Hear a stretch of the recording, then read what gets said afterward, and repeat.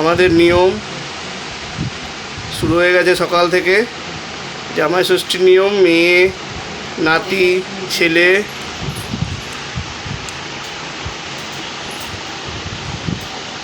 জামাই এখনো আসেনি, জামাই কাজে গেছে।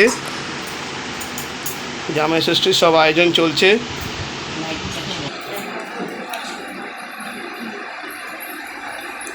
আপনারা আমার সঙ্গে থাকুন।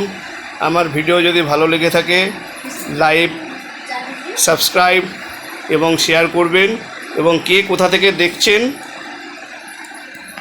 আমাকে জানাবেন। এই যে আমাদের ছোট্ট গপু।